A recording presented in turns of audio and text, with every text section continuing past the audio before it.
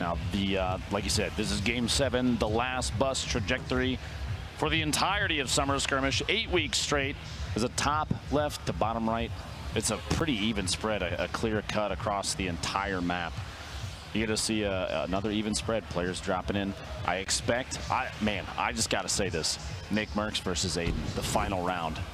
This might be it. We'll see. And this could be the most important. You know, they're both close to the scoreboard right now, but, you know, a big thing from Nick could make all the difference. Vape Jesus is wearing the Black Knight mask. IRL. In real, challenge. I don't think that adds any extra armor. He's got pizzazz, that's for sure. You see Lenine going down. Does he have the headset on too? No. He's just going for it. Okay. Interesting play. Tilted tower, or sorry, lucky landing. We'll see if this pays off for him. Speaking of Aiden and Nick Merckx, we already got crowd cheering here as soon as Aiden shows up on the screen, and there you go. Whoa, a lot of people. Barnell just crunch. You got Nick Merckx inside the main building. He always drops to, and early rockets for Aiden is going to be pretty important, especially if nobody else has shield yet. And speaking of the devil, there we go. He's got a full shield. He can swap weapons out. He's going to get that and green AR. Clingers on the ground too as an option to fill the last slot. Flower on the outside. Some C4, switch to attack, shotgun shot. Whips a little bit left and right. A body shot, there we go, 33 as well. He's got to be low, and there it is. Bozy goes down, 38 HP left for Flower. He does have a little bit. You think Crashy's going to sprint on over, right? Yeah. Oh, yeah. Saf, who has always been landing at the top of Valhalla or Viking Village here, does it yet again. Drum gun on the ground. He's got Jumpman nearby. He does have a health advantage. There's a rift there too, so no matter how long this fight plays out, Jack, they can go to the last second, and whoever's left can escape. Tenpo just eliminated Nice. Here's a look at Kevy in a shotgun engagement. The tack not coming out on top quite yet. It's actually a battle with Tenpo, who has one elim so far. Kevy is as weak as he could possibly be, and there's another elim for Tenpo. We were just talking about up at the Lynx. Crashing did push on that fight on Flower and got the elimination as well. You got Aiden fighting a little box on the outside here. Rotating around with somebody who's dropping in from above. A lot of damage, and Sakairos gets the elimination on Aiden early, which means no more final round. Rex sees Sakairos out in the open, and this is what happens with Tilted when there's this many people landing here. It's a completely different ball game, as you've got to be worried so much about these third-party engagements. But oh my goodness, since we last checked in here, Jumpman looted 2 chests and actually got full shields from it, which will now give him a huge health advantage over Saf.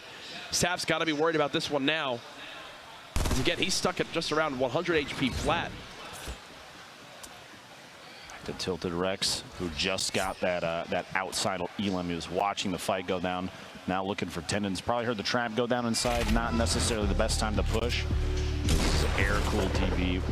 Some shots, jump shots on Boyer right there. Down in Lucky Landing gets his first elimination for the game. Back up top, Saf. We were just watching this. Jumpman, most likely still full shield, full HP. Hysteria, I believe, in the feed. Just got an elimination with the fall to drop someone off of a structure. Saf getting a shot there. Jumpman, the laser from the green drum gun, gets his first even. And honestly, that's the big difference. He got all that extra shield, pushes on up to Saf, and the game kind of ends shortly thereafter for him. Here's Rex still in Tilted. That epic scoped assault rifle. Static Bartnologist, I would bet Nick Merckx is still inside the big gray tower. Wouldn't have it any other way. Really farm on up this RV to get as many materials as possible now. If you're Rex, you've got to be so worried because you know all eyes are on him right now. Cheeky to even break that for just another 13 brick. That actually lets him build 2 more structures. You see in the top right how close these 2 players are rotating against each other, just trying to figure out what angle the other is going to come from, where the best position to push to is going to be. And this was Dakota. If you remember, Tenpo was around here who had 2 elims, so he was, oh my. Look, he even said it. Wow. And I can tell you right now, Tenpo, not a happy camper, as there is perfect accuracy coming on in. Now this is the very southeast corner of the map. You can see kind of in your mini map there. An interesting thing about this building is there's a basement underneath. You could be on the roof, you could be inside, but a section of it drops down one more time, and there's actually a chest spawn in there. So you might have a player hiding inside, and this is a launch pad kind of sneakily hiding. He's gonna back out of this. I think the threat of the zone potentially too much. Farigo even he's at 150, which is fine. He could have taken the engagement, but you mentioned FaZe Tenpo getting eliminated. FaZe replays just got knocked out of this one as well. Martinologist, tendons, ecstatic, all around. Big Gray, this is hysteria with Explodes. Don't tell me. Don't tell me. Okay, Explodes don't connect, but that either way, knocks him down. On the feet. And here's Wheels. CBK Flame getting dropped on out of this one. Now, that shot, that angle we had on Tilted Towers, I did not see Nick Merckx running around. Yeah, I'm not sure I'd love to hear an update on exactly not. where he stands. Nick Merckx and 82 players we've watched the story of develop over the course of this final week of Summer Skirmish. Wheels coming out of Lucky Landing with 2 eliminations. One more is going to get him a point and put him in a better position.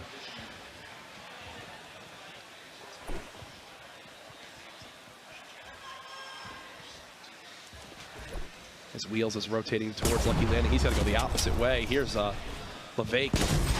Only 35 health, but gets the headshot onto Hysteria. And that'll end Hysteria's day. He was just on the outskirts of the top 20. So I believe he'll fall just short of earning some of that extra prize money.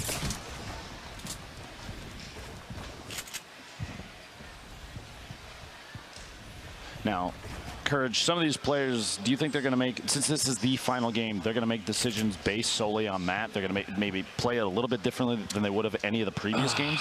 I would think so. I mean, if you're one of those people that literally is still at 0, I feel like you kind of go for it in some scenarios. Yes, 3 points would be enough to move you towards a victory royale, but as we've seen, those are, you can't rely on getting a victory. You know, like you could try to play for it, but the way that the end of these games are, and how all these rotations are with 40 people in these small areas, I'd almost rather play a little bit more aggressive and get get 5 elims maybe, and then a top 10, than having to worry about getting a victory royale to get 3 points. Diggy and his opponent basically trying to mix it up, going up and down against each other. Fuzzy and you see Landjock, both of them kind of just stacked in the same box. It's like they're roommates right now, and nobody wants to rotate. Kind of had a spin around angle there, watching just how many people are very distant from them, which means, I mean, there's not necessarily a chance of a third player coming in that engagement, but neither of them want to fight anybody. I think he's going to have to wall himself in. The rocket coming in kind of exposes his opponent inside the same structure. It's time for one of them to engage the other. Everything was blown open there, and it was Nibs that shot, I believe, that rocket. You see Amon's in front of him as well, but the zone is kind of it's the player that's going to push everybody along. Still probably the most efficient eliminator of the entire weekend. Diggy just breaking through structures. He wants this elim so darn bad. He doesn't even have mats. It's like an all-in sort of thing right here from both players, as there's also Wheels still here who's bandaging. For Diggy, technically right now, he's at 1 elim. If he somehow cleans up Kayun, and then Wheels tries to go for the trade, and he can get the second elim there as well to put him at 3, but as I say that was his last wall. He's done for. Wheels and Kayun now just on the opposite sides of these walls from each other. Back and Tilted, still inside the safe zone from the last rotation, but it's going to be time to move out soon. Takata catches a player, a couple taps on the shield. Moving out of that Big Gray Tower to the new building. There's a lot of planks in there, as we've seen in the past. Players can come out of here with all sorts of resources, and that's among us. Nades coming in, though. Takata's got to rotate out of his build structure. There's a ton of loot on the ground here. There's I believe that was a gold double barrel. It is. I wonder if he's going to go back for it. It's such a commonly picked up weapon in these scrimmage games. Oh, look for a shot. Hit this thing is on the jump. I'd lose my mind. Players impulsing to the close mountain. He's going to try to follow this build and get shredded on down. There goes 38 of his shield. He'll pop that big shield potion to go ahead and get back up towards 185. He's got to be worried about the person on this close mountain. Here's a replay. Here was the last that we got onto Ecstatic, and well, it looks like it doesn't get much easier than this, as Ecstatic was, yeah, 1 bullet. That epic legendary, or sorry, that epic assault rifle, not epic legendary, with the quick elim there. 2 elims for himself so far, 54 players remaining. He's still in Tilted, but this zone so far pushed west. Only 1 player alive right now, currently has 3 eliminations. Those Wheels.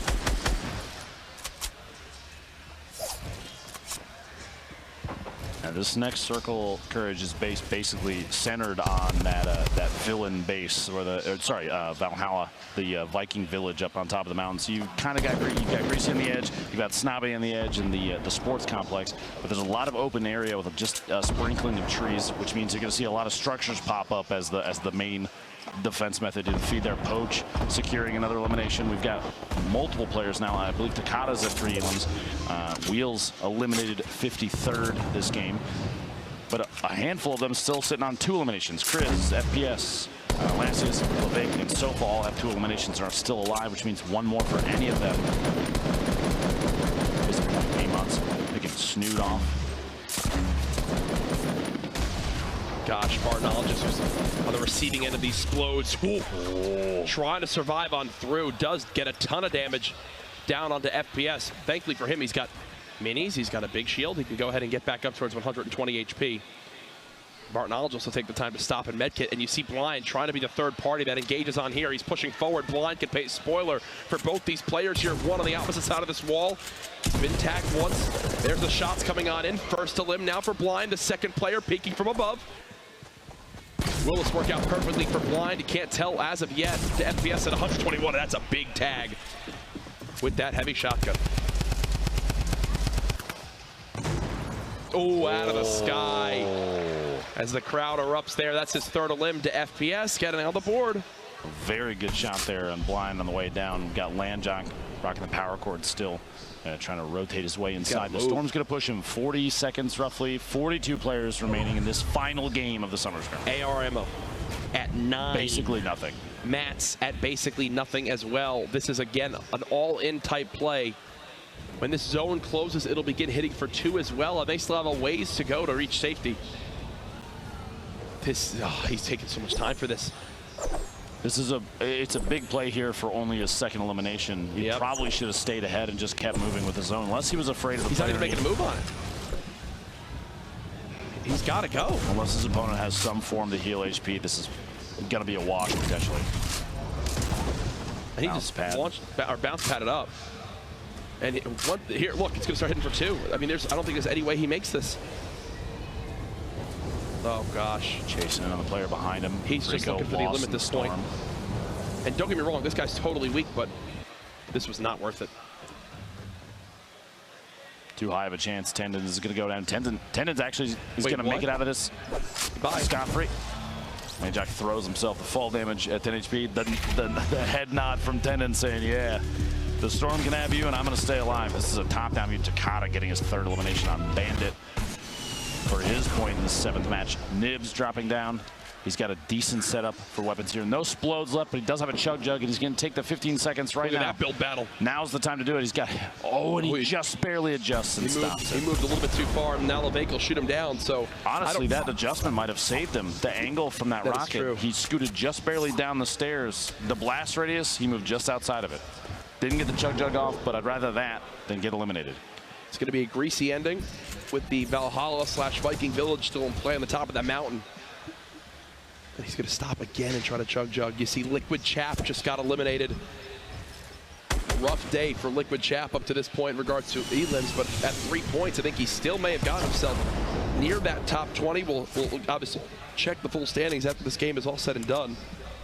Ranger eliminated by the Storm as well in the feed there. 34 left, 30 seconds till the next circle. And we've got a big stack of players on the south and southeast edges of that mountain.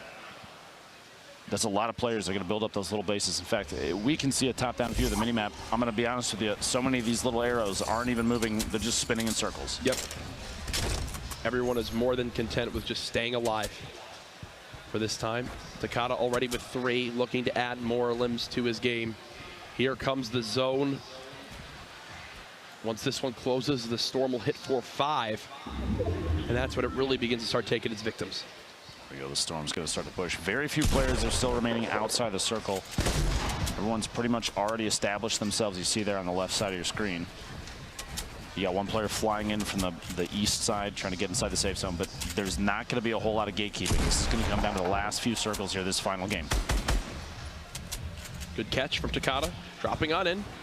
There's still this crate here. I'm wondering if someone tries to loot it. I think that's what this push specifically was for, these shots. The shotgun shots and immediately catching yourself midair is incredibly fast gameplay. Oh gosh, he's getting shot from a third party. Storm 44. Both of them are. He can squeeze his way in here in just a second, depending on the position of the Storm. he doesn't really have a whole lot here. 289 metal left. That's not necessarily going to be enough to push his way in. Depends on the choice of this third player whether to continue to engage. Based on the end the campfire, though. And here you go. I was talking about it a second ago. These are all the little pods. Everyone's decided to build their apartment complex here, basically. Play for the late game. Morgoth staying in. Everyone just sitting still. Tfue still in this game as well. Sam, Joystick, 31 players left. Look at the materials for Ghost Bizzle here, too. Almost 1,400 to work with. Pretty solid spot, and he's got to like his inventory as well. He's got the rare drum gun, rare assault rifle. Obviously, the tac shotgun may not be the best, but he's got 10 minis. There we go. The next circle, honestly, pretty much nobody inside, so everybody's going to have to rotate to that southwest edge. A bit of cliff play, some water, barely any water in play here at the next circle, but everybody's got to move. And Bizzle, along with a number of other players, are going to take the opportunity very early, get ahead of the rest of the crowd. Just over 60 seconds remaining. Third-party shots going to happen like that. Bizzle's got any player that rotates early is going to get tapped at. The goal there, people are looking for their first, second, even third elimination, trying to get as many points as they can. But man, early movement, getting ahead of the game, especially as we've watched these games develop over the course of the day, it's always paid off. Poach, player we've had our eyes on quite a bit, hiding down here underneath. They have those catacombs, a number of different little compartments to hide in, making it more difficult for his opponents to track him as he moves. Bizzle rotating back in. He's going to run potentially into Poach's structure here, probably to his front left in just a second, depending on his decision to keep moving. He's going to build right at the edge of the zone. A great choice, too. He has a chance now to look out any windows he can edit and just take pop shots if he has enough ammo at people. Marksman getting Elastis in the feed with a fall 28 meters. Looks like he dropped out a structure that had been built up. And here you go. The very edge, we got a little bit of water in here, but Kuptrain getting shot at by Morgoth, one of our leaders. See, now the question is Nate Hill still alive? Because we know Morgoth and Nate Hill were kind of two of the top fighting for those spots. First and second in the leaderboard before this. Morgoth still in this. No points are in this game, though. 30 players remaining. Takada gets dropped so low on HP. He's having to bandage. Sam just sitting right on the edge of that mountain. Looks like someone's flying through the air trying to drop on down. Everyone's going to have to get off that mountain now. 30 players left in our final game of the summer skirmish.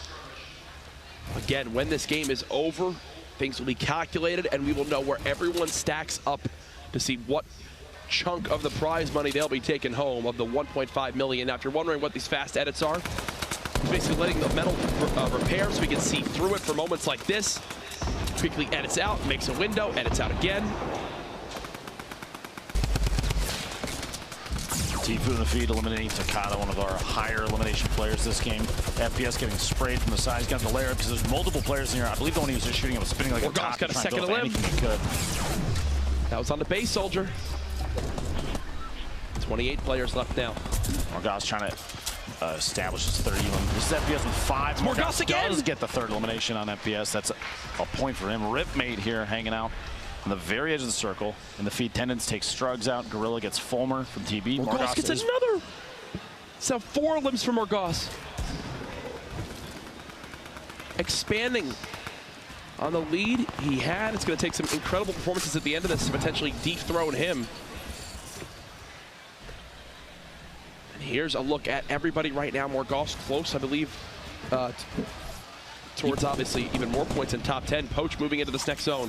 You've got a number of players close to the cliff, too, building up towers. They have top-down views of pretty much everything. You can wait and bide their time. We had just for a second there, I believe Fade was up on the outside. You see Tfue moving in the back corner.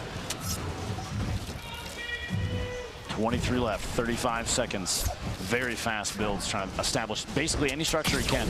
Oh, no. It's a heavy tag. Down to just 78 health. And again, that audible, you can tell when the shields are gone. That's ND Gorilla, who he's in a build battle with right now. Both players could be further from the zone, which could be their downfall in the next few moments as the zone begins to move.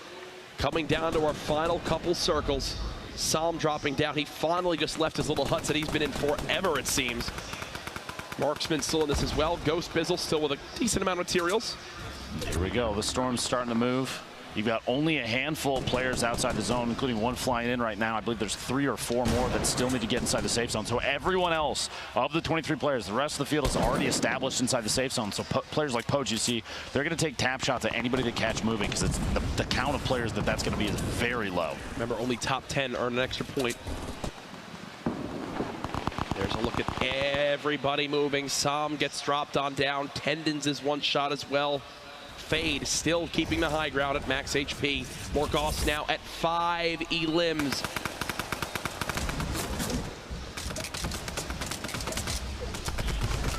Fade picking up an elimination, the feed. That high ground advantage paying off there, Morgoth. 5 elims trying to push up top. Gotta stop and use this slurp. This will cap him off if he gets if the entire slurp ticks. He'll be back to 100-100. Morgoth is hungry, looking for more.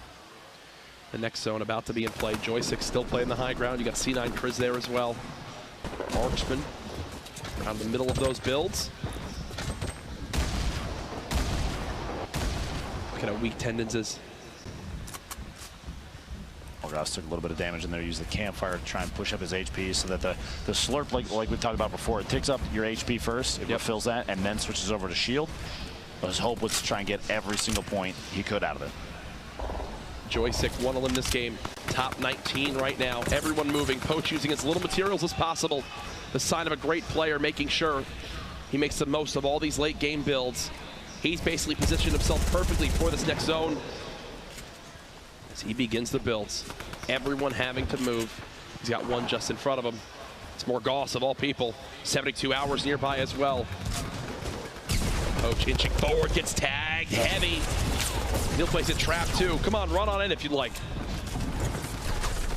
18 players left, 10 seconds till this thing closes, and then we find out what direction they're going to have to go next. Morgoth, 5 eliminations still. Look at his inventory. 860 bullets in a minigun. Ridiculous. He can spray this forever. Almost gets caught off guard. The edit there, bit back just a little bit. He's very low on materials now. Only 20 bullets left. Just got dropped by the storm. More fights going on around. 14 players. 14 players remaining. It all comes down to this. You see it. Look at everybody. Fade going down to the bottom of the screen. 13 players left. Kriz goes down to Cease. Merksman's still alive. Tifu's still up as well. Poach just hiding in his little box, and Trizza, most HP left in the lobby at max 200. Morgoth has so much firepower, but not a lot of materials and shields. It's making him have to second guess these decisions. 11 players left. The final match, Game 7 of the Summer Skirmish.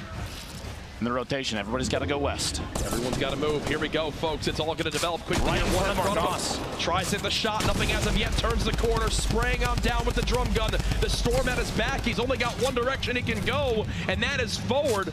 He breaks the wall, looking to reload this double barrel. We know how lethal this can be as he moves close. There's the shot on the Tifu. Cease with the trade. 8 now left as everyone's pushing forward. Cease gets dropped by Bizzle. 7 players left. They're on the edge of this tower. One falls. There goes Sofa. As he took a tumble, Poach down low, playing the low ground.